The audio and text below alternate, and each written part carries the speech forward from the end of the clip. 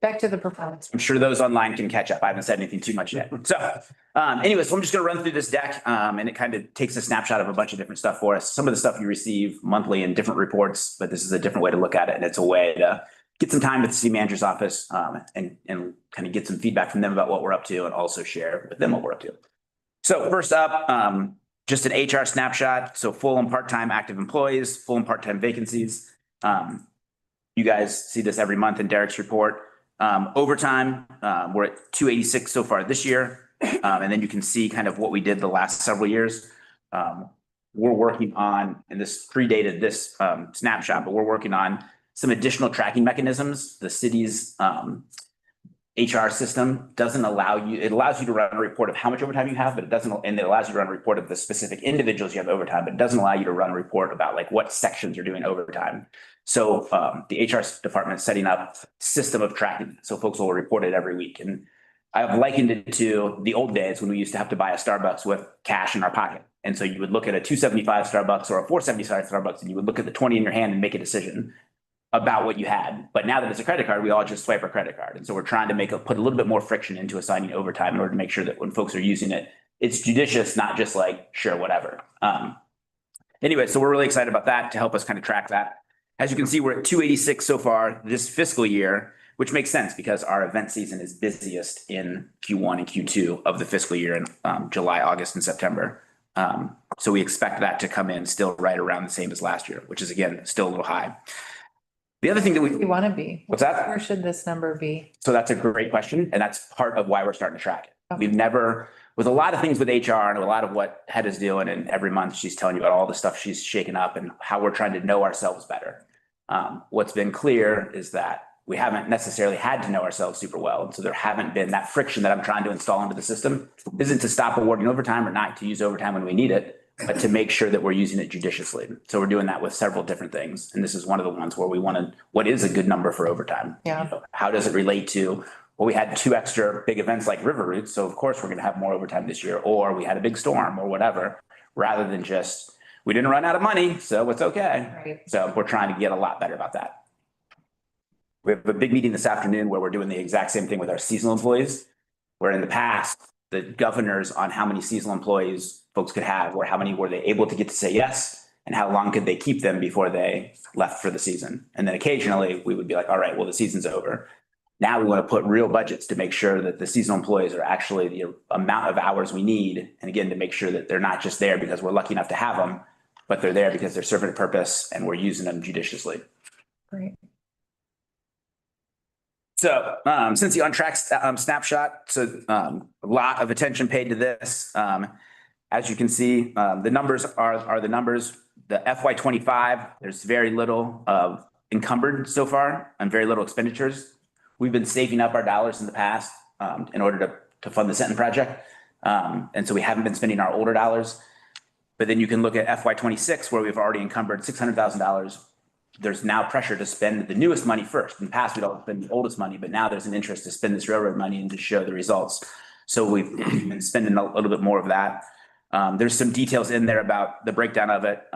We talk about our capital planning more than almost any other thing with parks. And so I'm happy to answer any questions about it, but this was a great opportunity to let the city manager know kind of how we're making these decisions. Interestingly, the following week, we had executive budget review capital projects. So I gave some of this information again the next week, but with a lot more detail. Community survey snapshot on page 10.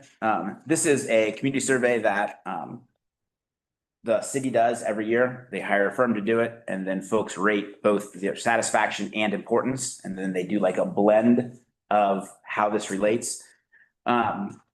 We haven't had a ton of interaction with this, but it was interesting to see that all of the things they measured for parks came out as either a high priority or a medium priority, which is good.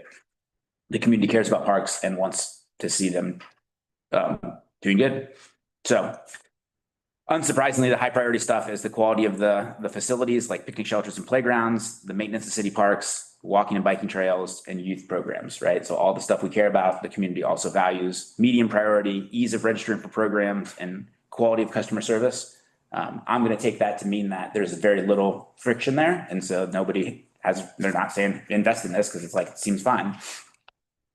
But it's something that we definitely want to learn more about how the city's doing it and kind of see if there's any other questions we want to test for the future.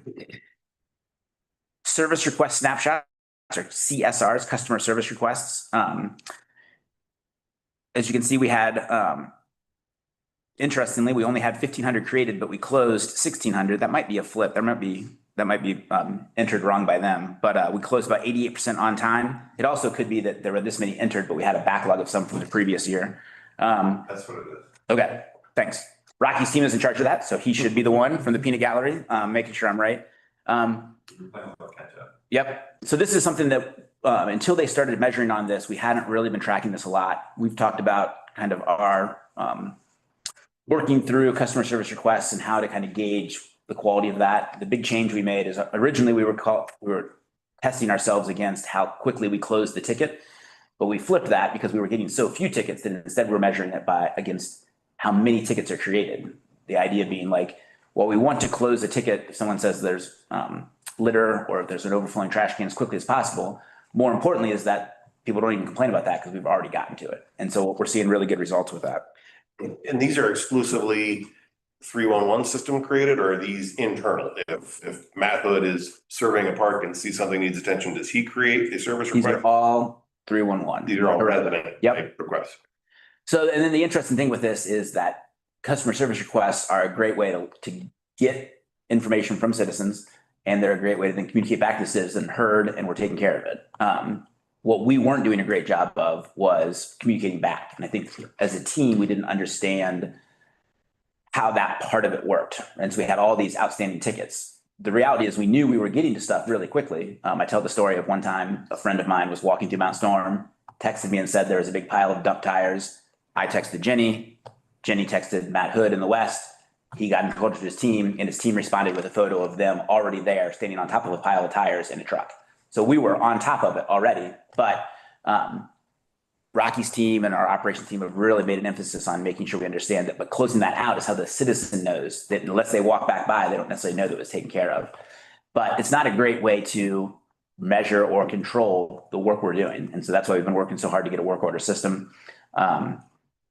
Our GIS team, Clayton Belcher, has been working with IBM and some IBM suppliers, and we're pretty close to being able to purchase Maximo as a work order system. And then we're really excited to spend the rest of this year kind of getting that up and running. We're going to start with Urban Forestry because they have the most work order tickets, and those work order tickets go out to preventative maintenance with vendors, either preventative or emergency maintenance. So we're going to start with those. But the plan is to get it to all parts of the system. So, if we get to CSR, our team would then enter into the work order system, and then we'd be able to track it a lot quicker because you'd be able to close those out from the field. So lots of work there, but exciting stuff. So these are our performance metrics. As you can see, we report on these a couple times a year, and you guys have seen these before. I just mentioned the parks beautification.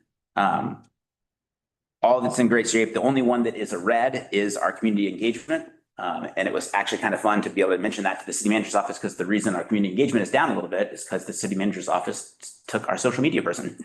And Sarah Moskowitz moved down to the city manager's office, and Leah Marty's doing a great job. But obviously she's in month 6 or something like that. And so we have no doubt that we'll get our engagement up and matching our goals from the previous year pretty quickly. So then we got a slide to provide additional data. So we just provided some kind of big picture data we had about what we're up to. Last year we planted 1,115 trees. In addition, we did 1,000 trees from the relief program that were given to property owners. And then we did 250 trees. Now this is out of the 1,100 that were part of, they were planted in Avondale's Let's Grow Local. Excuse me, this was in FY25. In FY26, in the first part, we did Let's Grow Local in October, and we did the West End this year. Next year, we're doing Madisonville. Yes. So always fun and a great program partnership with partner on several things of MadTree. Invasive species removed, 221 acres cleared in FY25. And then this year in FY26, we've already cleared 241 just in these first 6 months of the year, which is just tremendous. But it also shows that we've added 2 natural resource specialists to our team. So you can see our production's up. And then lastly, parks facilities team work orders. So Jenny has been filling in as the manager of our facilities team. Andy Sherman left us in the fall to go back to, he's working for big city facilities now. And so Jenny set up a system where it's not Maximo as far as work orders, but it is a system where anybody, like even me, if I'm like, hey, the door handle doesn't work on my office, I go to a very simple, like, it's almost like a survey form. It's in what's the program you use? It's like a Microsoft Planner or something like that. Projects. But I would just click on it. I fill out like my name, my contact information, what my issue is, and if it's a high or low priority. And then they get this as like a list of work orders. In the past, Andy just kind of kept all that in his head and he was a master of it, but it was just a paper and pencil system. And so this has been really great. The team really loves it. They feel like they've got a lot more, I mean, they love Andy, but they feel like they've got a lot more organization and understanding of what they're doing. And it just shows kind of how just a little bit of data is already helping us to make us better. It gets me excited for what we're going to do with Maximo. So next up, this was kind of a first opportunity to talk about budget stuff. And so they asked us for some budget reduction opportunities. I like how they call it opportunities, positive phrasing. And so we had a couple of them. One was the event and fee rental increase. So we already did that. We did that last month's meeting. And so that's one that we've suggested as a way to help with the city budget this year. Of course, PVA, which is position vacancy allowance. That's always a tool that's used to balance the budget. And we've been using that this year and we'll be using it again next year. And then the next page, so this is the one where there's two missing. So we had to mention an extra slide, but the other two that we prepared for them were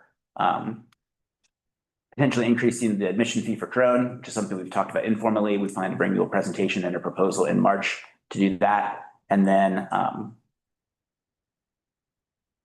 there was one other one. Anyways, the slide was cut, so the city manager's office didn't get to see that one, but they're going to get to see it when we have to submit our budget. But then we also got budget exemption opportunities, budget neutral opportunities on page 15. And so these are things that we can do within our existing budget. And so we have two on here. One is the increase to explore nature fees. We're calling this budget neutral because the plan is to use this increase to hire basically a deputy to the Explore Nature Department in order to really work on some of what we're doing to try to expand what that program does and think about it in a different way. So instead of just being kind of the programs we've always done, some new ones here and there, summer camps, we really want to try to, it's some of the stuff like the grant we applied for last month where Andrew presented on it, which was to try to create this like service learning curriculum and really connect to CPS students and try to think about kind of how we're doing this differently. This person would come in and help with that, help secure additional grants, hopefully really help to grow the program. And then lastly, revenue reclassification.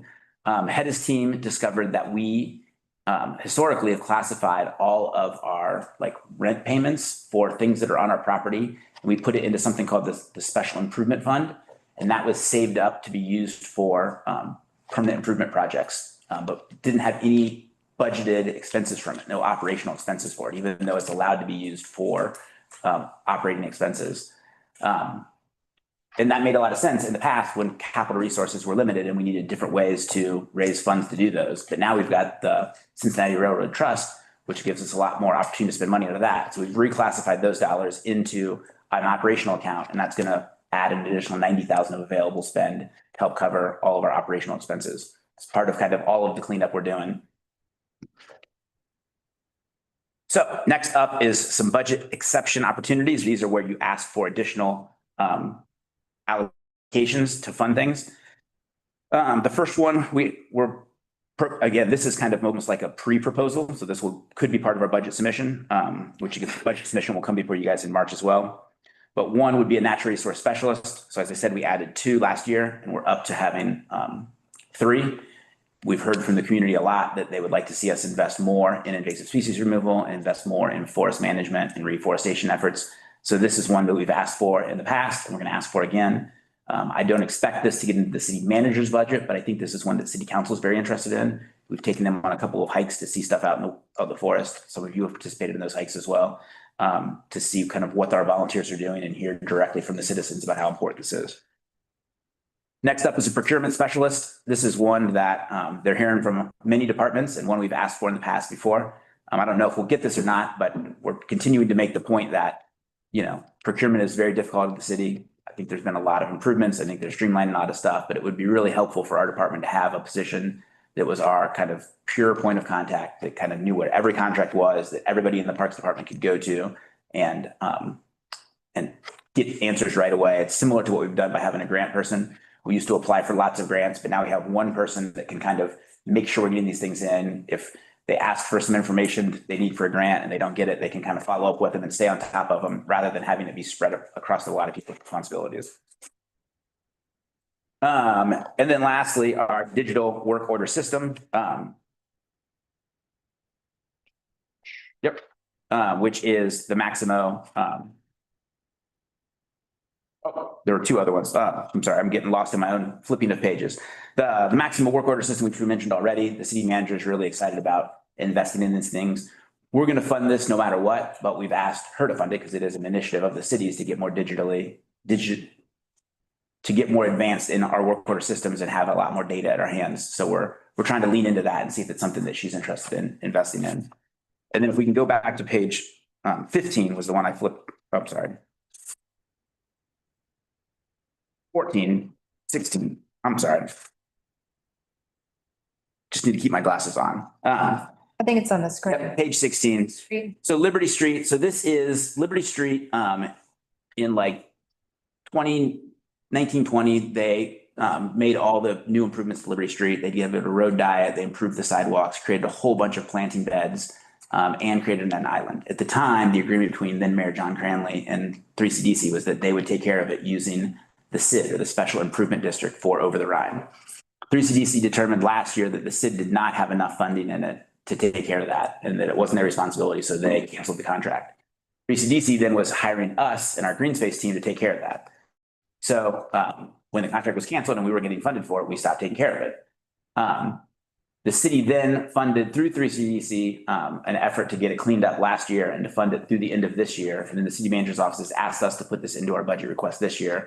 And they're going to attempt to fund this project so that we can then take it on continually. And so instead of giving the money to 3CDC to give to us, they would just fund us and we would take it on as a project moving forward. And then next up is Summer and Sensi. We actually have a meeting with the city manager's office next week. But this is part of the city manager's kind of youth violence reduction strategy of providing positive, engaging opportunities for teens in the summertime. Lou on our team did a great job last year on the shoestring budget, but we're meeting with them this year to find out their appetite for funding additional programming. As Lou always says, give me the money and I'll spend it and I'll put on some good shows. And so this is an opportunity to see if there's additional money available to try to grow that. All right. One more slide, and that is our performance achievements. So we got to brag a little bit at the end of this. And so first half was that we are, of course, a top 10 park city in the country, which is, you know, obviously great and a number one achievement to kind of brag about. Number two is park activation. Just to kind of let folks know exactly how much we're doing, 503 community partners events, 1,000 event rentals, 51 park produced events, and 907 Explore Nature education programs at 101 locations, serving 32,000 people. So just really shows the width and breadth of our reach in the community. And then accomplishment three was just the major park improvements we did last year. We had a ton that we got done. International Friendship Park was finished, the new bike skills course in Mount Airy, the Valley Trail in Alt Park, a new playground in Alt Park, of course, the dog park in Burnett Woods, just lots of cool projects that we got done last year. And that was that. We achieved pretty well. Got some good questions. Felt like a good opportunity to engage with the city manager's office. And of course, it's just a good opportunity for us to take a step back, track these things, think about them, have to present on them, and kind of make sure that we're digging into them. Great. Any questions on that? All right. Then move to Trevor. Welcome. Thank you. Good morning. So you're 2 months in, 6 weeks in, Something like that. right? This year's, Great. did you write? I had a little bit of help. I have to admit, I will take I'm credit. gonna say that's pretty impressive after a short No, time to know all I had a little the bit. content of this memo. It's nice to get the first draft midweek, the previous week though. So instead of me scrambling to do it right before the packet goes out. Great. So we have a couple of action items Okay. for you today for your consideration. The first, Mount Airy Comfort Station and ADP Pathway. One of the bragging rights for last year was the bike skills course being underway. So this is the facility, and I think I have a slide. I'm gonna have a slide. So I know that in your packet, there was some visuals that show that comfort station in its current condition, and then a couple of renderings that improvements. So essentially what this funding will do is renovate this facility. So on the outside, it's not in terrible shape on the outside, but the roof will be completely renovated. The doors that you're seeing in the windows will be reconditioned. I said painting the other day, was corrected. This is more than just painting. We're going to be stripping that back and to last another generation. Within the building, it will be ADA accessible. Now it's not, it was built in a different era. So that requires some removal of some partitions, some walls, as well as realigning plumbing. New fixtures will be installed. And also solar lights will be, solar tubes in the roof just to allow for daylight inside to brighten up that, what is a dark space, and to do it with less energy needs. So that is a quick overview and rundown of the improvements to the renovations of that structure. Other key component, mentioned that the structure will be ADA accessible. There's no path, no ADA method to arrive at the structure now. So we'll be constructing a path, and you see that in green, the map at the bottom. And there'll be a larger, we'll call it a plaza, but an entry area, that larger green area in front of the structure in front of the comfort station, which will give us an opportunity to put some seating. There'll be a water fountain installed in that area. So a resting location for folks that are using the course, and a more comfortable and appropriate entry, location for the building itself, and ADA accessible. So that path going out to the parking area, the parking spots in that location will be accessible spots, and this will be fully accessible station. So the action item actually includes three funding components. The first two are what I just covered. The first, $291,000 to see Megan Works to do the renovations of the structure itself. The second request is $156,665. That is the ADA pathway, the concrete work that goes from the parking lot to the structure. And then thirdly, $75,000. When we received our bids, do all of the work, everything that was that included the seating, that included, I didn't mention, but on the right side of the slide, you'll see the location of the overlook. There's a historic overlook. It included renovating that. The total was $178,000 all in for those pieces. Our facilities and operations team have the skill set to do all of these things. So we've sat with them, gone through the construction documents, confirmed that something we can do in-house. So $75,000 will cover the materials necessary to do the renovations. The overlook, purchase the benches, the seating, the fountain, the water, the drinking fountain. And then, park staff will be making those installations. So that's saving us a little bit, but still $75,000 asked to cover the materials. So where will the water fountain be? It will be close to the Plaza or the? plaza, yeah, and it's the building. There is water. Kinda. Yeah, thanks, Jason. Oh, it's gonna be at the comfort station. Yep. Station. We're going to pull the water out of the building. Gotcha. Less infrastructure need, and then when we winterize it, it's easier to contain the valves at that location as well. And this is a direct award to Megan under their agreement. And then what about Bruce? Was that a competitive bid? Bruce has the city's concrete contract, and so they do all sidewalk replacement and small repairs and stuff like this. And so we're using that contract for that. So, but there's pricing that's in that because they had to competitively get that contract. So it's set pricing that's better than we can get if we were to go out to Bruce on our own, You're right. theoretically. Great. This is exciting. What's the timeline? Soon. So as soon as we enter into the contract, You were sounding like division manager of Berks right now. Spring, for sure. So we'll be, as soon as we get the approval here to enter into the contract, that'll happen. And then we'll be on their construction schedule. And I know we're eager, both Megan and Bruce know we're eager to get this project. Absolutely. I think our hope is that when they finish, when Megan finishes the work on Everybody's Treehouse, that same crew can just not leave Mount Airy. You kind of keep them working. So One thing I didn't mention, and I know it's on the report, but I want to state verbally, we're collaborating with other city departments on this as well. DOTE is donating bike racks that we'll be installing. And the Office of Environment and Sustainability is donating a bike repair stand that will be part of this facility. So some multiple collaboration opportunities there. Everybody's excited about this asset. This is something that is easy to be excited about. It is awesome. A great improvement, and a lot of people have been enjoying it, I know. So in December of 21, the park board set aside 150,000 for the comfort station and 100,000 for this path. And those are existing accounts. So that's $250,000. All told, this ask is right around a little under 500. And so, or about 450. So the additional dollars, that additional $200,000 are coming from, we're recommending coming from the current Cincy on track funding. Again, the city's looking for us to spend that money now. And so in my capital budget review with the city manager, I let her know that this was coming, and she was very excited to know that this was a project that was moving quickly using those dollars. Okay, so this does qualify for that funding. Because it's an existing asset that we're improving. Right. This is exactly what it's for. I mean, quite frankly, it's the beauty of the conceit of building a trust fund to take care of aging infrastructure. These are conversations that worked, but we didn't open much because there wasn't much going on back here, but it didn't work as an ADA one. I mean, as you can see in that top left photo, you have to step up 8 to 10 inches to get into the door on the left there. You know, there's some photos of it, but I mean, like it's one, 1960s human wide to get into the stall. And so, but it was fine enough, or this one hadn't really been opened in a while. And so these dollars are going to let us bring these beautiful assets. I mean, that is a beautiful old historic building back into service using these new funds. And that's exactly what it's designed for. So. Great.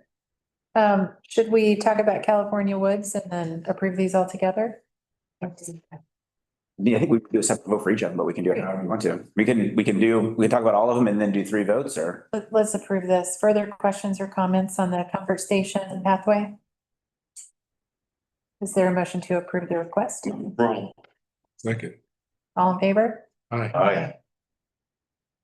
Thank you. See how easy that is? Second up is the California Woods Hydrological Plan. We are under contract with Stantec, who is performing an evaluation of the stream Lick Run that runs the property. Has some significant erosion issues that are being looked at, and the plan is giving us a really good path forward for remedies to that, which will expansion of some floodplain area. But also a key central feature that is causing not only backup of water, but biohabitat issues. And that's the concrete ford crossing that goes right across this. There are pipes under that allow some water to flow through.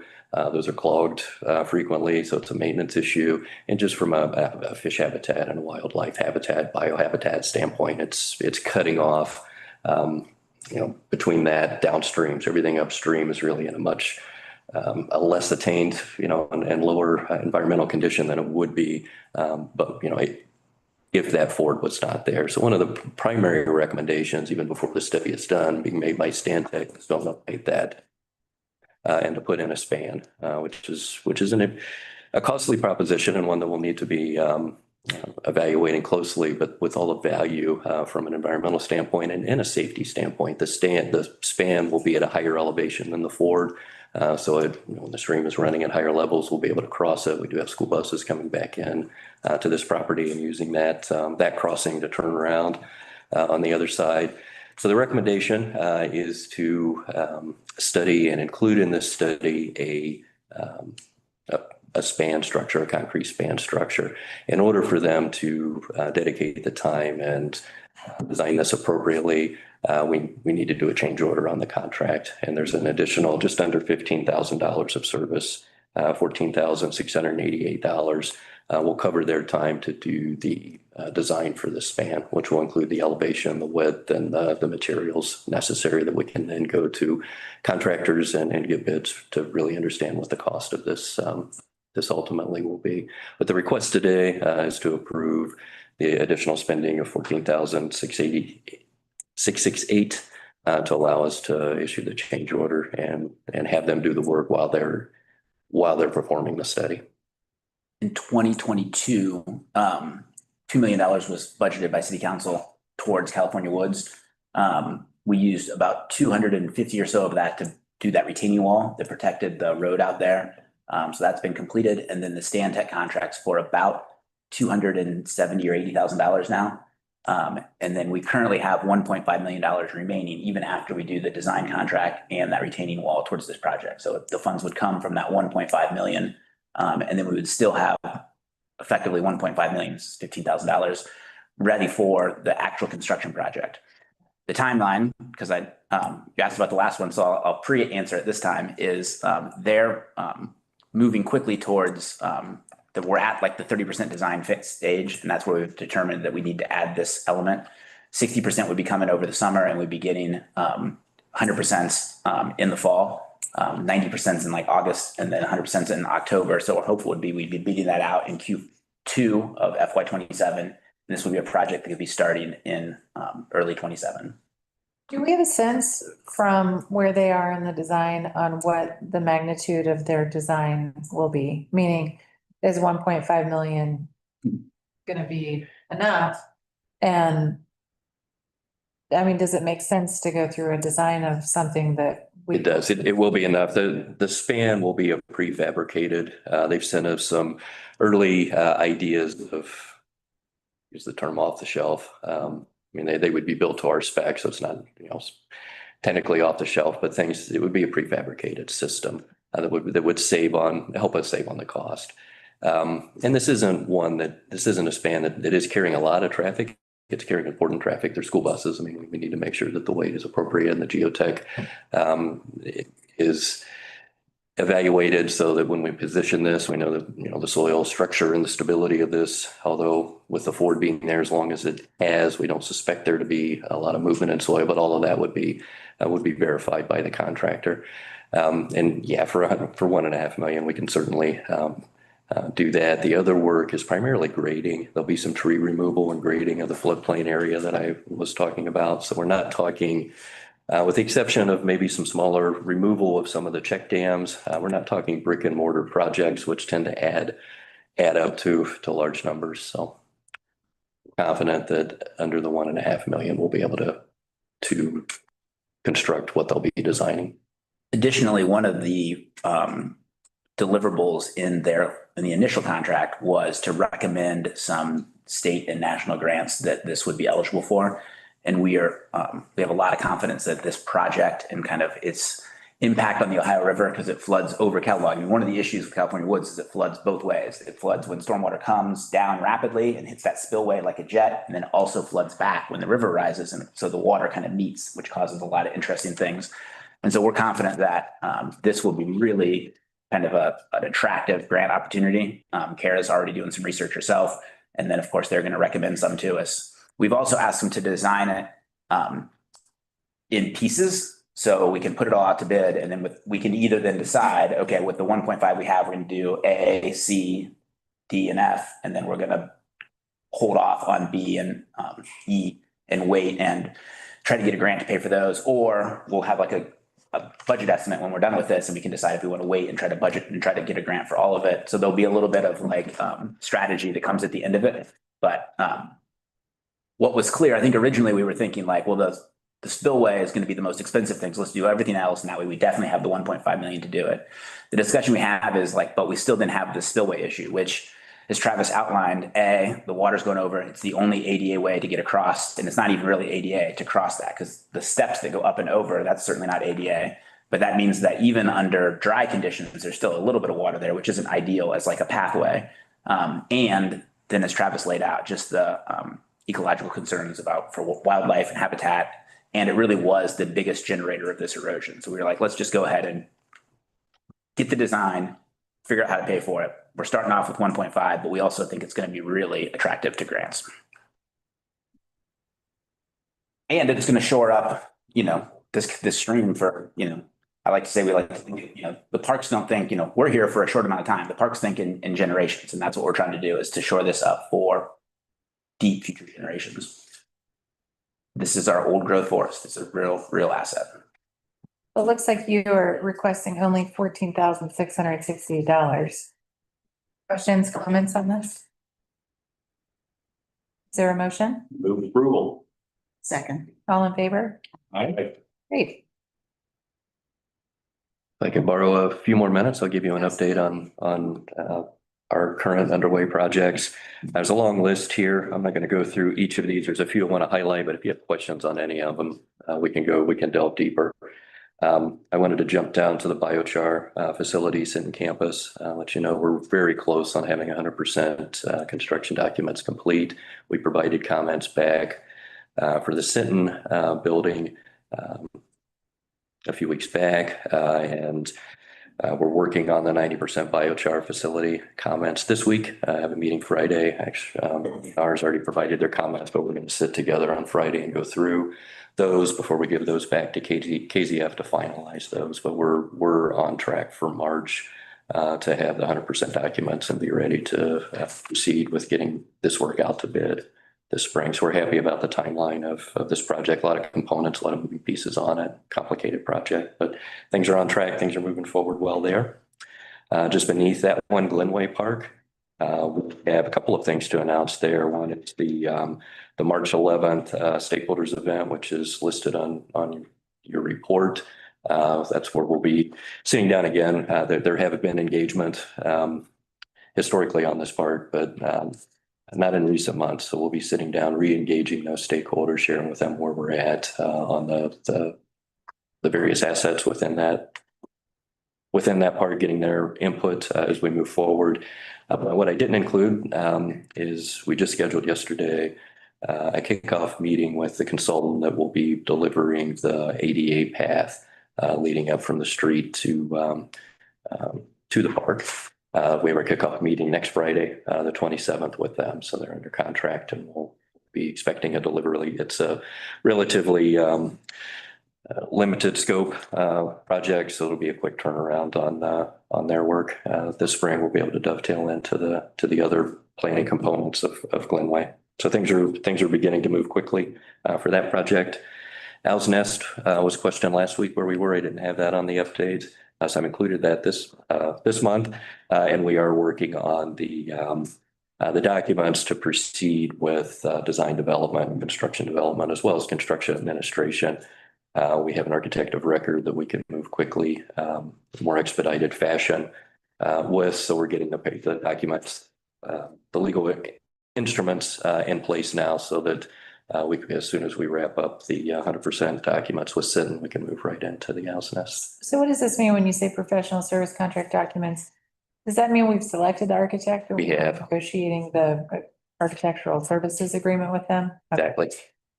KZF was the one that designed the 30% documents, which is what we've been fundraising with. And now we got to go to the 100% documents. I had a preliminary conversation with the chief procurement officer a week or two ago, where she confirmed that it would be okay to hire them then as the architect, because of the architect of record, to then hire them to do the final drawings and get us to the 100%. They've got a history with the project. They've got a history with the community engagement we've done all the way to this point. And so they're the right choice to finish those up. I would just like to ask that you work with procurement to strategize on the competitive process for the contractor for this project. So we got a couple that are really fun. So one of the theories is that our projects aren't big enough to kind of entice some of the bigger developers, contractors. But with both Sinton and Owl's Nest, we've got two big ones coming up with, multi-million dollars. And so we're really hopeful that we can use some strategies to really pull in a lot of folks. As a side note, currently out to bid, the bids are due on the 25th. Totally different, but it's for our event management and facility rental partner. We've had a couple of pre-bid meetings and they've been really well attended. Rocky's team's done a great job of getting the word out. The procurement team's done a great job of getting the word out. And so we're hoping to kind of model that ability to talk to a lot of people and to really have a nice opportunity to get a lot of people interested in it. We're hoping to do the same thing with some of these bigger projects. And I think with the way this, my hope is that we're bidding sent out in the spring, and then Alice Nest is finished over the summer, and we're bidding that out in the fall. We got two really big, hopefully attractive projects to get a lot of competition for. Great.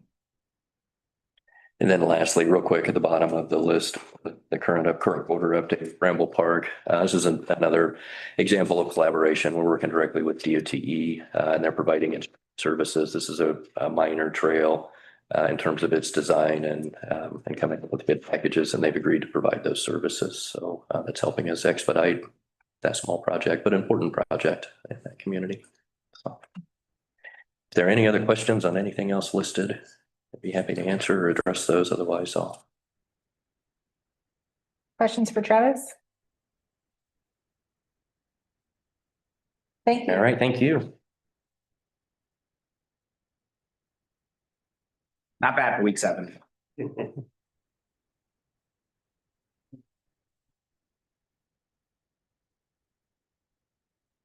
Hello, Heta. Hello, how are you?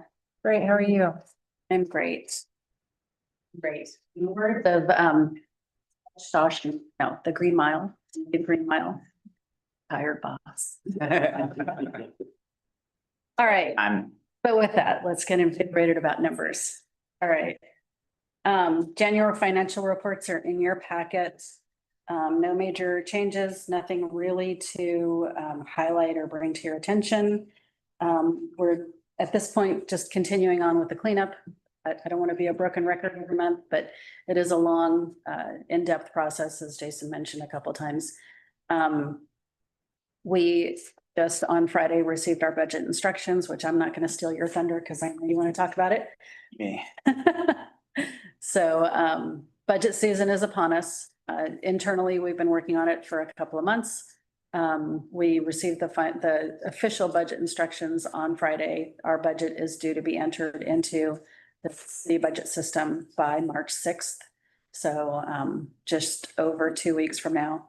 We have a number of meetings scheduled to kind of get everybody's individual budgets pulled together into one, which is the way that the city looks at it. Let's see, other updates. We did have our quarterly investment committee meeting February 11th. So last week, I guess. And in that meeting, we talked about endowment distributions to support next fiscal year's budget, and that will be brought to you in March. On the IT side, I mean, probably the most important thing in the forefront of IT right now is a citywide initiative to look at cameras and security throughout the city. And Parks has already been working on that as part of our, just with having our IT staff fully staffed and looking at some of the outstanding issues that we've had for a few years. Some of them were cameras that we had already that were non-functional. And so Matt Schwarty on our IT team has done a great job of working with the police department to essentially use some of their capital funding money to replace some of our cameras, and with that, connect them to this police department's oversight. So our cameras now, the ones that we have that are live, are now feeding directly to police. They monitor them. If there are any issues, the issues go to the police department for them to look into and respond to. That's a win on our end in a number of different ways. First, we didn't have to spend our own money. Second, we don't have to provide the oversight on that. And third, we have, they have a camera group who monitors this on a daily basis. And so they're the ones who would be reaching out saying, hey, this camera's not working. Can you please take a look at that? So with that, we have replaced cameras in the waterfront area. And most recently, we're working on Crone. We have a vendor in there replacing the cameras from Crone. There are 16 cameras that cover Crone, and 14 of them have been installed. The other 2 can't be reached right now because there are props for the current show that are in the way. So as soon as we get into show change, we'll replace those last 2. With that, the city just this week asked us to start looking at all of our parks and places, report back to them. I don't know if you're going to talk about this later, but report back to them within 30 days of where we have cameras and where we feel like there's a priority need for cameras and what that would take, the costs associated with it and so forth. So as with anything, you know, where there isn't any infrastructure in place, the cost is more because you have to have power and internet and all the other things that go with it. So anyway, it's, you know, ever evolving. Other than that, I'm happy to answer any questions you might have on the financial reports. I also have an additional report, Molly, that you've been asking for in regards to the 430 funding. Do we spend the endowment money on? So I'm happy to share that out and let you look at that as well. Couple of quick notes I would point out on the financial reports. One is on page 38, where it kind of shows the year-to-date spend versus the budget. Year-to-date 60 million, budget 28.8. That's slightly under 7/12 of a year. So we're tracking a couple percentage points under. If you look at some of the bigger line items, we're tracking under in them. Employee salaries were a little bit over and that's one of the things that I've mentioned that we're monitoring closely and we're working through both overtime and seasonal employees to make sure that we get that tracked for the end of the year. And I'll also note that like the categories are different. And one of the things that's going to take us some time to kind of wrap our heads around, but we're moving in the right direction, is aligning these categories, not with the categories we've just reported on forever, but with the categories that the city reports on. And so we're trying to line those up. But a great example is last week, chemicals and cleaning services we had really high because we were classifying any of our forever green contracts, which are mostly like, and those have now been reclassified to professional services or expert services. So some of that's moving around. The other thing I'd point out is on page 40, two things. One is HEDA has provided an additional report on what type of revenue we've received this year. So you can see kind of the various ways that we make our revenue that's outside of city general fund. And that's that $4 million at the bottom. The other thing I'd point out, and this is part of all of our efforts. So I mentioned earlier, reclassifying some of those $752 from this permanent improvement fund into operational dollars. We obviously did the change where we kind of streamlined the endowment fund budget and moved a lot of those expenses over to where the revenue actually should be classified. So for the year, you can look at that second column at the top, and we were only budgeted to have $4.8 million of revenue. We've already hit $4 million of revenue this year in the first column. And so when you look at those targets, they're all way over. And that's because of a lot of this work to reclassify some of these expenses and revenues as they come in and look to increase those revenues. Now that budget is lagging that, right? And so that's one of the things that we're really going to dig into over the next 3 weeks when we get our budget submission is getting those those revenue projections up in order to actually kind of think more about what is the money that's available to pay these expenses and how is it annualized, rather than just all these funds are overinflated. So of course we can spend out of them, right? So it's again, trying to get this effort to know ourselves better. So are we going to have this all straightened out for the next budget year? I'll be honest with you, no. The change process is very slow. It doesn't involve just us. It involves city accounts and audits, city budget, city treasury, and all of their wants and needs. So just in the, what should have been a pretty quick change to inactivate bureaus and move funds over to bureaus and so forth has taken us 8 months. And that's just one tiny little bite of the chunk of fixing everything. From your perspective, it feels like things are getting more straightened out, but from the review perspective, it's become even harder to figure out what's going on because the budget doesn't correlate to the actuals really in any of these categories anymore. So one of the struggles that we've uncovered is revenue, for example. Revenue is pre-populated by accounts and audits, and it's based upon what they saw in prior years. When I started here, that wasn't like, I have never input revenue budget into the budget system. They've done that for us and it hasn't been shared out to us. So we started asking a question like, where are your revenue targets coming from? Where are these numbers coming from? Oh, it's just historical data. Historical data based on what? And they couldn't answer that. I understand that there's a challenge, but from our perspective, I mean, what can we do? We're getting reports and at this point, it's like, I mean, you might as well just give us the totals. So Is the categories or it's nonsensical. So we get our budget instructions and kind of projects last Friday, and we have until March 6th. So we basically have 2.5 weeks to turn that around and get that in, which is another one of the challenges. But one of the things that will improve through this budget, and again, where Hedda said, no, it won't be all solved, but it will be iteratively better. And it's going to be a lot more accurate as we get from what we did in the past to getting this budget entered. And that's one of the things that we're going to have to just do kind of, line by line to try to reallocate some of this stuff. But the work that we did with the commissioner fund budget and kind of moving those around, that will be reflected in this new budget. Much of it will. It won't be perfect, but much of it will be reflected. But the revenues will be correct as we head into this next budget cycle. Additionally, so to talk about the budget in general, we've been asked to produce a 5% budget cut scenario for our general fund budget, which is about $600 and some thousand. And then we've also been asked to cut 15% out of our 301 and 302 budget. I might get these backwards, but one of them is the SMAIL 1% of income tax towards infrastructure budget, and the other one is our roads budget from the state. I think it's called the Highways Fund. Those are pretty big cuts, and it only has personnel in it. So it's not like we can cut, trash bags or professional services out of that. And so those are going to be some pretty big lifts we have to figure out in the next couple months or the next couple weeks. At this point, 2 weeks. And so, but it is going to start to change some of those things. The other thing we're going to do this year is that in the past, we've always passed the commissioner fund budget, the endowment budget in August after the city budget's passed in June. What had our teams figured out though is that still creates a problem because once we pass it, we have to get an ordinance to actually put money in place and create the budget lines. So what we're going to do this year, as we've tried to streamline all this, is we're going to bring the endowments budget to you guys with the regular budget so that we'll pass all of it as a recommendation in March.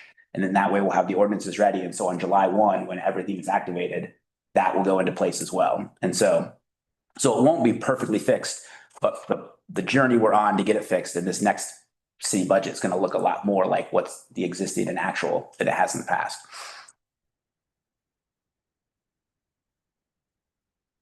I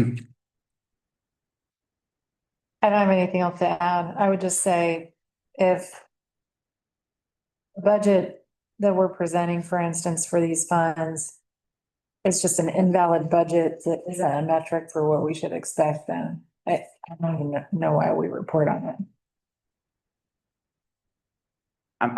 Just What part of it you think is? let's take a Yeah. look, for example, if we look at the budget of Cincinnati Stormwater Fund, Mhm. your target spend is 28%. We've actually spent 99%. We looked at, I can answer that. but I could give you a question on 75% of these because they're all so off from where our target spend is. Right. I can, so let me, I would really like to see this in the report because we're starting to do this with some regularity of going into these, exception details. And it's just it's hard to pick up a report and be like, oh, I understand what's going on in the park system. Okay. The deviation is getting wider and wider. If you'd like to explain that, that's fine, but I think my follow-up would be on 8 of these other fund accounts. I absolutely can add that to the report. So the Stormwater Fund, for example, and you're going to see that with most all of the ones in the yellow on that page. The general fund money goes back to the city. So we spend the general fund money first. Then when we when we reach the general fund budget for specific line items, we tap into the other funds.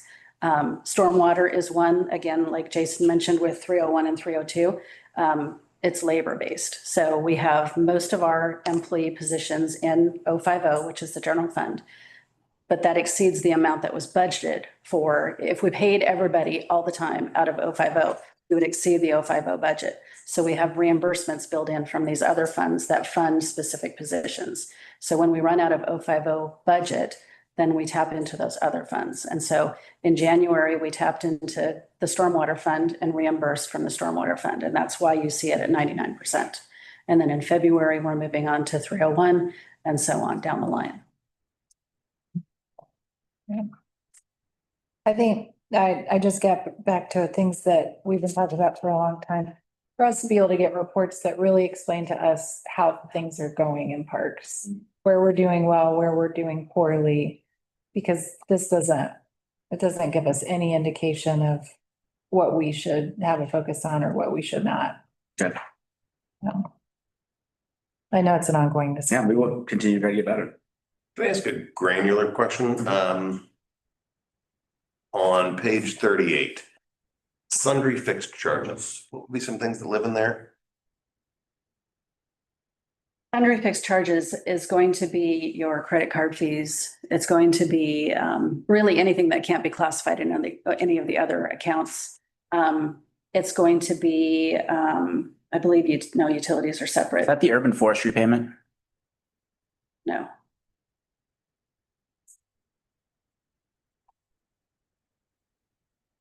I'll have to get back to you on that. I'll have to dig into that.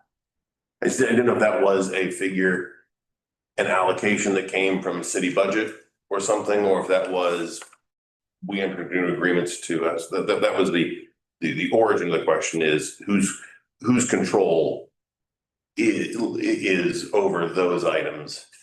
So what's the mechanism by which items that live there get spent? Most of the others in here reasonably intuitive in what they're.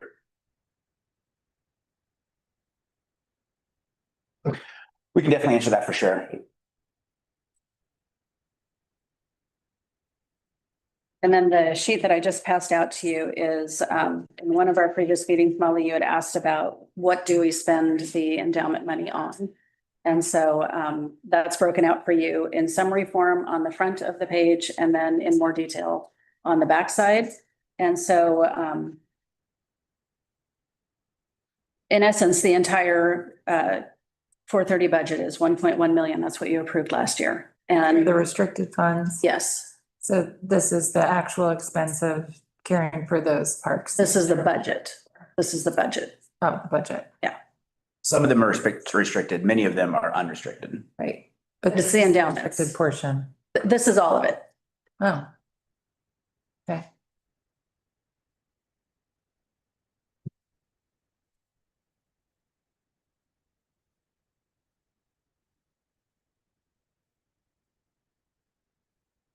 Great.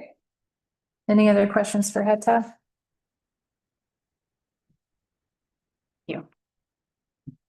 Good. I think that, oh, look, you're right in time. Yeah, don't scare some people.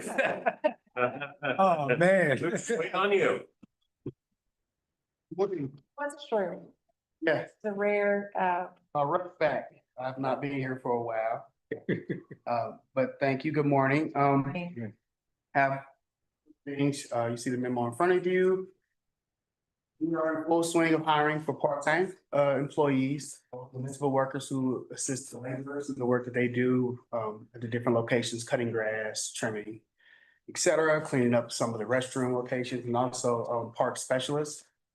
I don't know if you remember, we worked a long time to create a park-specific classification for that part-time position that will replace the park/recreation specialist classification.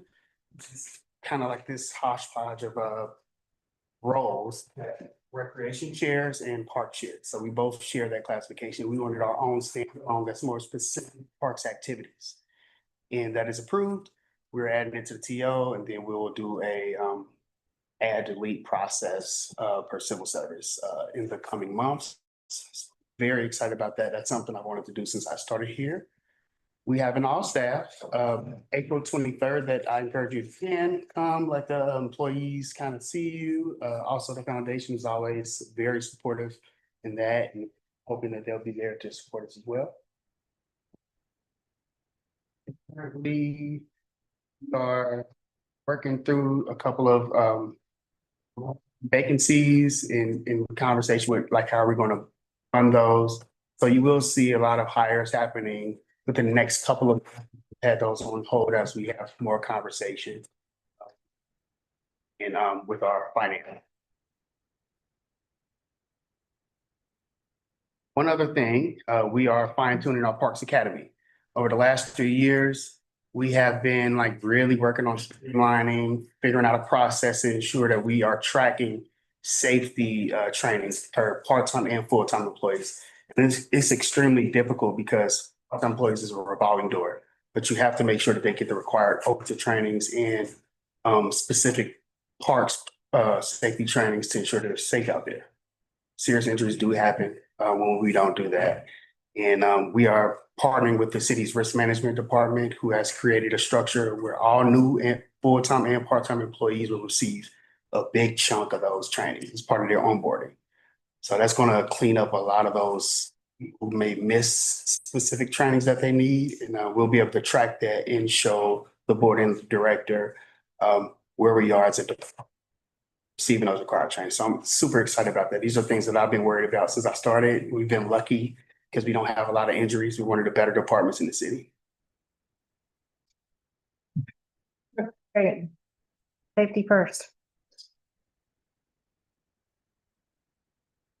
Don't mean to bring this on you, but I noticed in the city manager report, in the HR snapshot, said there were 103 full-time overdue performance evaluations, and that doesn't match my, is there an out of sync reporting timing lag thing, or what's the Yeah, part of that? If you- that's one of many cleanup processes we have ongoing with the Department of Performance Data Analytics.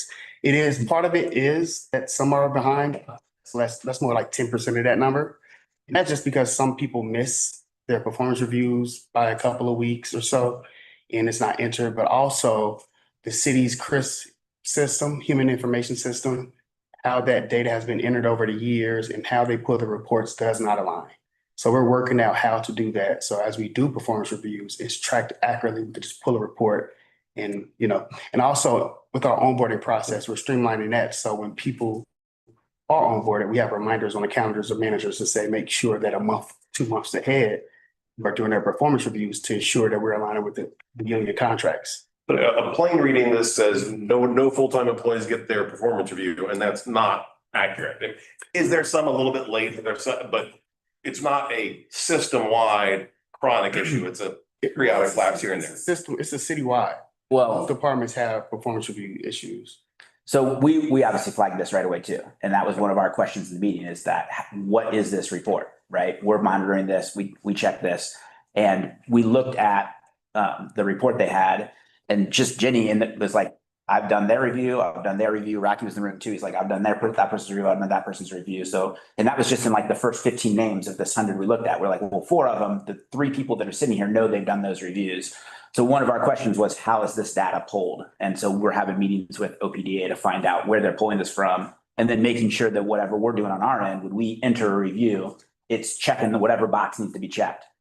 Additionally, one thing that I learned through the process is that under union contracts, the review needs to be completed by their anniversary date. That's counterintuitive to me. I always wait until the anniversary date and then I review you for the previous year. So generally it's done kind of month 13 or whatever.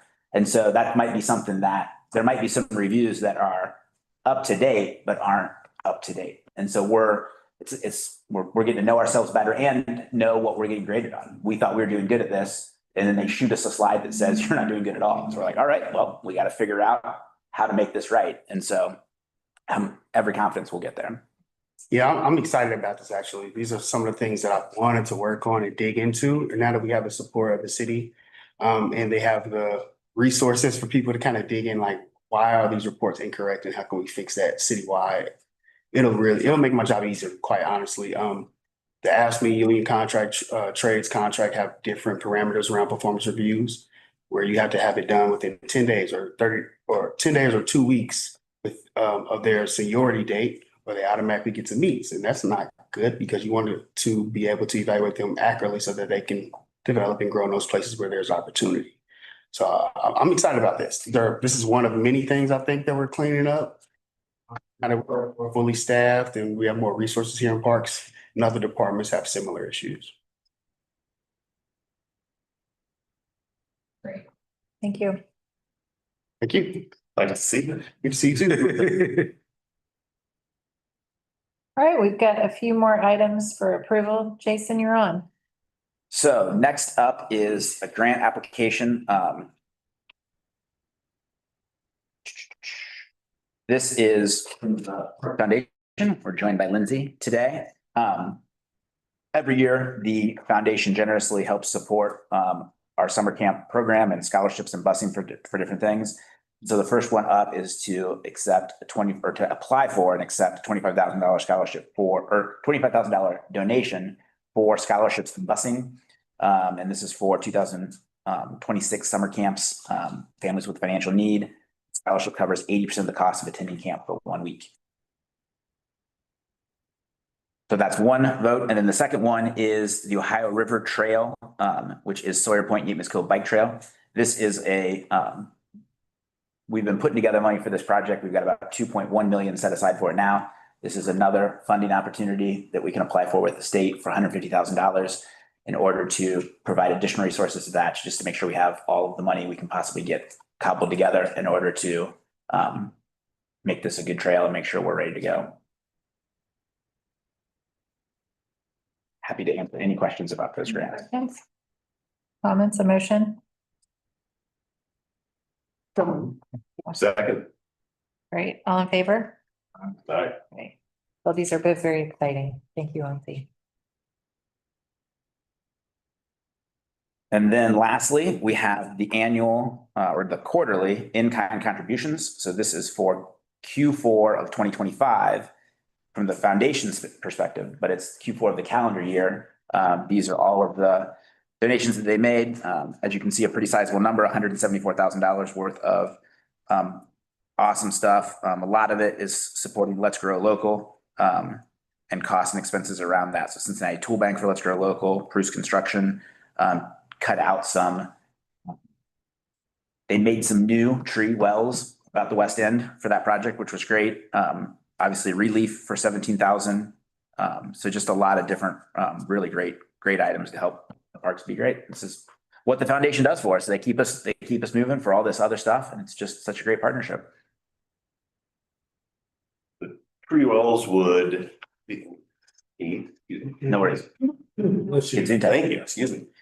Tree wells would help reduce sidewalk tree conflict. This is like the soil cells, kind of? No? So Okay. these are just traditional, the West End does not have a ton of trees. And part of that is because they don't have a lot of tree wells. And so this is just, our team worked with Department of Transportation Engineering, the community to determine some spots where there was a sidewalk that could have a tree well and doesn't have a tree well.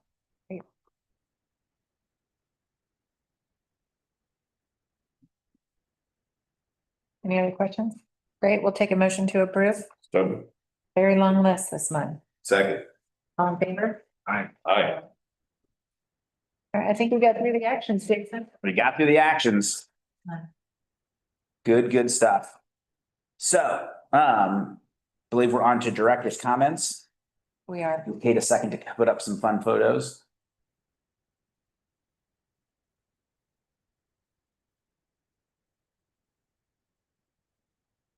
So the winter storm, we've had our fair share of snow this winter. This is maybe the longest I can remember snow being on the ground.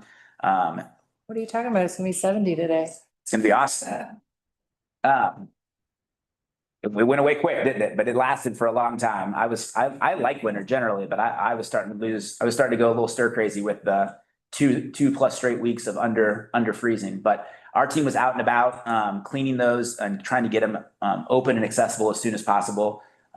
Obviously the city's put a lot of effort into clearing the streets, and that's kind of traffic's the number one thing. But people use our parks when they're either home from work because there's a level 3 snow emergency or whatever. They want to get out, they want to exercise, they want to be in out and about. We got several compliments from folks that said that we did a great job.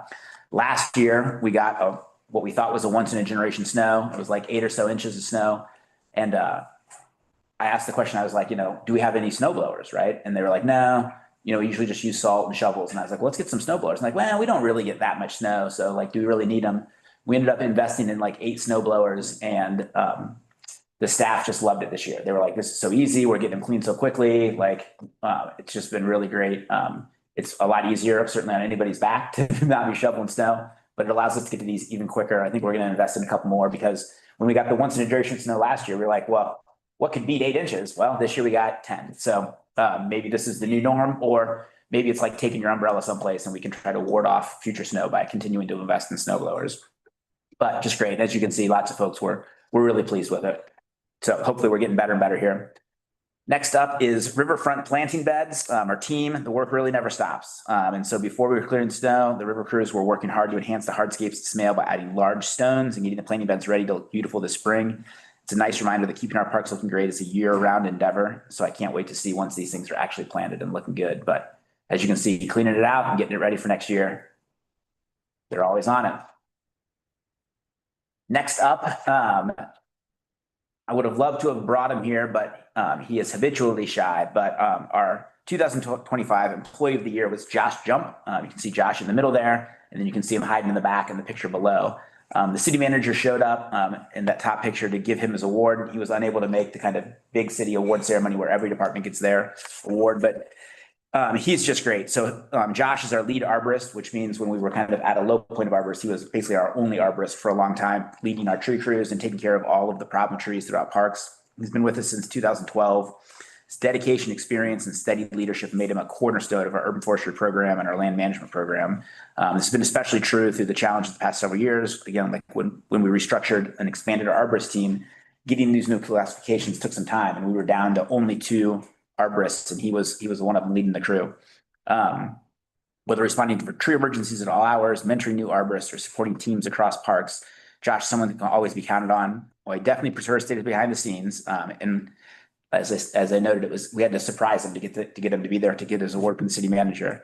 But he always steps up to help his teammates, like raising the flags down the riverfront, because obviously he knows how to use the tree truck, jumping to help work the skid steer for the facilities team. He's just really, really great guy, and really everybody was really excited to see him get the award. You can see how all of his teammates are smiling bigger than he is because they're proud of him. So just great stuff. Volunteer roundup. So one of the points I get to talk about every month is all of the amazing stuff our volunteers are doing. Unfortunately, we had to cancel our MLK Day Volunteer Service Day last month, which has happened now twice out of the 4 years I've been here. It's just hard to get out in the world in January. But on Saturday, we're supporting a habitat restoration project in Walnut Woods of Evanston, which includes our partners at the Civic Garden Center and Walnut Hills High School students. On Sunday, and again on March 22nd, there will be Mount Airy West Forest Conservation Days. We're working in Mount Airy to help battle invasives in the parks. Habitat restoration will also be taking place in California Woods on March 7th. On March 8th, Cora will be hosting a trail work day in Mount Airy Forest to perform some seasonal trail maintenance, getting them ready for the season. And also on March 8th and March 21st, we're working with the Friends of French Park, CPAC, to control invasives out of French Park, which I should note, and there was a little bit of media around this, but we just started. We had a generous individual that donated, I think it was like over $90,000 to do a conservation project in 350. 150, and we've activated 90. That's what it is. We've activated 90 of it already to do a massive honeysuckle and invasive removal with a contractor out in French Park. And then my guess would be that the rest of that 150 is to replant after the fact. And so there's going to be a significant portion of French Park that's going to receive a real quick improvement in its in the invasive part, and we're really excited about it. Anyways, all these great individuals, all the great staff, Crystal Johnson obviously leading up this all the stuff. It really is the backbone and kind of one of the things that makes parks so special. Next up is the Ohio and Parks and Rec Association Conference. We had another great conference. We took up 11 people, and you can see a photo there of all of us after the awards dinner, including our friend Colleen from the foundation. We got 2 second place awards, which is super exciting. And so the one was, you can see Morgan and Eddie Rigaud there in the middle. We got an award for Summer and Cincy Teen Skate Nights, second place for programming. And then we also got an award for Parks and Rec for Wellness. I know Jen is still a little salty that she didn't get a first place. In fact, that's probably why she wasn't there. She only shows up for first place. But it's such a great project, and it's just been so inspiring, and we're really excited to see how it's going to grow in the coming year. I know they've made a couple changes to make it even easier to get these programs going in the parks and see all of this. Again, our friend Kathy Crane came in and talked about it last summer, all this new ways for folks to get healthy. Just last weekend, my wife and a couple of her friends went to Crone for yoga. And since we got one car, I got to drop her off and then kill time at the grocery store and then come pick her up. So hilariously, I guess at the front desk when the person was checking out her name, they're like, "Are you associated with?" Anyways, great stuff. But I'm excited to add it to our trophy shelf behind you. So next up, some events coming up. So we've got Project Yoga every Saturday and Sunday. So here we go. Every Saturday and Sunday in February, yoga classes at Crone Conservatory. Maybe you'll see my wife at the Moonlight Menagerie, which is the spring show, which I always love that the spring show happens in winter. The last of which is coming up this Sunday. Night Sky in the winter is happening tomorrow night at the Wolf Planetarium at Trailside Nature Center in Burnet Woods. Guests will learn the stories behind the Big and Little Dippers, Orion, and many other constellations in the night sky. From nebulas and Nueva to star formations and more, the show has it. It's open to adults and children over the age of 5. Warm Up in the Woods, a Maple tradition, is February 28th at California Woods. This is a family fun event. Includes maple syrup demos, guided nature walks, live birds from Raptors Inc., and free hot chocolate, tea, coffee, and Tweedle's mini donuts. So fun stuff. The Baba Marta Festival will be hosted at Crone Conservatory on March 1st. This is a unique event included with the price of Crone admission and is a spring festival celebrating the culture of Bulgaria. The event is a cool partnership with the Cincinnati Bulgarian Society. It's very cool stuff. And for all of you coffee lovers, Been There, Done That, How Caffeine Kicked the World into High Gear is a lecture by coffee aficionado, horticulturist, and former Parks employee Ruth Ann Spears. Guests will learn about the amazing coffee bean, tea leaves, and how they've rewired history. It takes place on March 14th at the Caldwell Nature Preserve. Summer camp registration opens Saturday, February 28th. Summer camps run from June to July, offer children of all kinds of fun ways to get outside in summer, interested and interact with nature and learn. Our website has a full preview of all of the camps, which include fun themes like bugs, astronomy camp, Dungeons and Dragons, Creek Week, and a whole lot more. And then finally, I just want to note, this week or last 2 weeks ago, Parks lost a real legend of Parks. Steve Shuckman passed away after I want to be proud of him, a long battle with cancer. He really gave cancer for a couple of years and battled. I'd just been talking to him a couple of weeks before, and he had done really well after some surgeries and was doing well. And unfortunately, cancer is undefeated ultimately. But Steve gave 32 years to Parks and another 10 to the city in general. So 42-year career at the city. And you can just see his fingerprints all over the park system. And so I was really excited to get to know him just through Red Bike, and kind of always looked up to him as somebody that was able to have such an impact on our community, which is what I know drives all of us. And then I was even more thrilled to really get to know him and spend a lot of time with him over the last 4 years as I've been doing this job. So a real loss, but really excited we were able to name the Shuckman Library for him last year in October. And I know he got a real big kick out of it. And I think it's a great testament to his long legacy above and beyond all the many ways he changed our parks, and people will get to enjoy that forever. So just wanted to note that. And with that, I will shut up.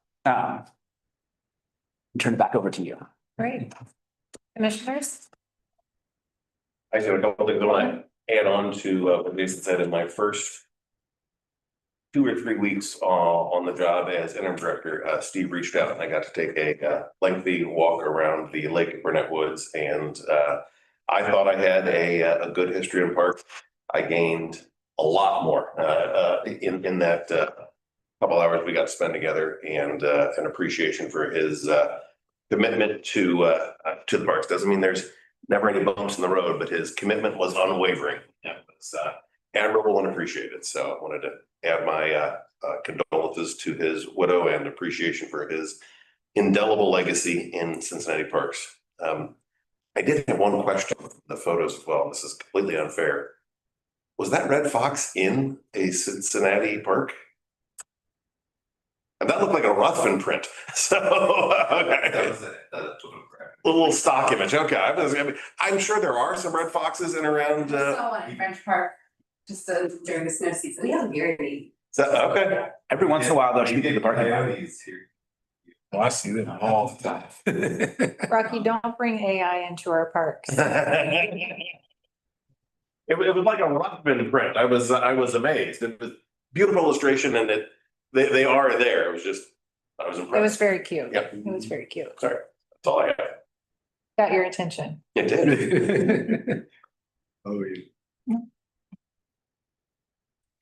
Okay, well, thank you for acknowledging Steve as well. I know this commission had little exposure to him, I think with the exception of you, and he certainly is a legend of the parks, and I know even after his retirement, carried on a lot of contribution to the parks, and I know it's a sad time for the staff and for his family as well, so.